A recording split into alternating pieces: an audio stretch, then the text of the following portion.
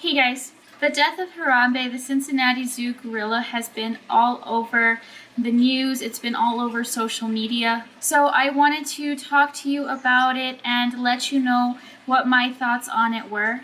This is just my opinion, so not everybody has to agree on this. I'm just going to let you know what my thoughts on it were. As you may know, at the Cincinnati Zoo on Saturday, a child climbed over barriers and dropped 10 to 15 feet into the gorilla enclosure. Harambe, the male silverback gorilla, got a hold of the child, and the zookeepers were unable to signal him to go back, and he was shot and killed. There is footage of the gorilla grabbing onto the child and holding onto him and dragging him through the water. There are many people that are saying that the gorilla was not being violent towards the child, that he was trying to be protective, and that he shouldn't have had to have died for what happened. So there are a lot of opinions of whether or not the gorilla wanted to harm the child. I think here it is really important to remember that not everybody has been taught how to read animal body language.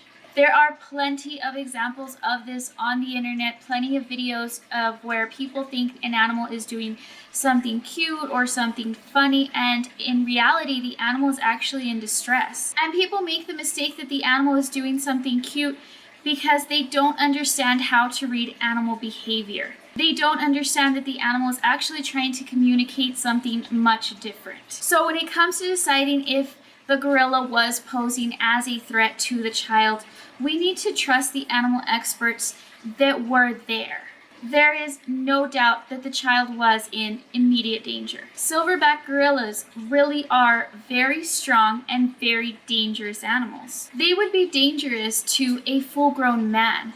They're going to be very dangerous to a child, which they could kill in a heartbeat. The gorilla was already agitated that there was somebody that he didn't know inside of his enclosure, which is basically inside of his territory. And to make matters worse, people were screaming very loudly. Screaming is the worst thing that you can do around an animal, especially an animal that is already upset and unpredictable. It gets them more riled up, and it makes the situation even more dangerous. And it's understandable that in this scary situation, people are going to be screaming because they're afraid. But if you cannot remain calm, the best thing to do is to remove yourself from the situation instead of continuing to scream at what's going on. If you ever see this happening, look away if you're going to scream, because that only makes the situation worse. There has been arguments that tranquilizers should have been used on the gorilla. With an animal of this size, it is very hard to make them go down in one hit from a tranquilizer. It does not work immediately. Jack Hanna has made a public statement saying that it would have taken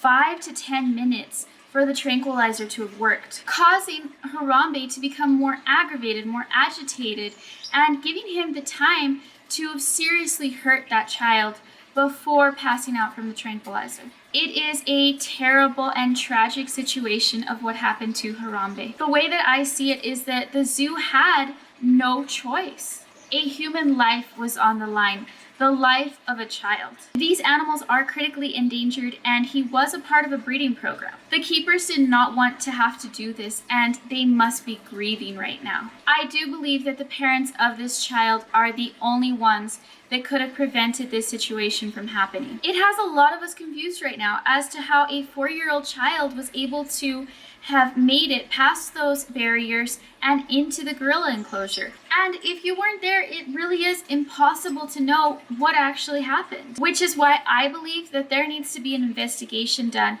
as to how this could have happened. Let an investigation decide who is responsible for this tragedy. There are witnesses saying that the child was left unattended and that he voiced that he was going to try to get over those barriers. If you believe that this situation should be looked into and investigated to find out if it was a situation of neglect, there is a petition on change.org, and I will link it in the description. I think it's very important that this situation is investigated to find out if it was a tragic accident or if it was a situation of parental negligence that is putting this child in harm. Regular videos are still continuing and will be posted at the end of the week. My heart goes out to all of those that were close to Harambe.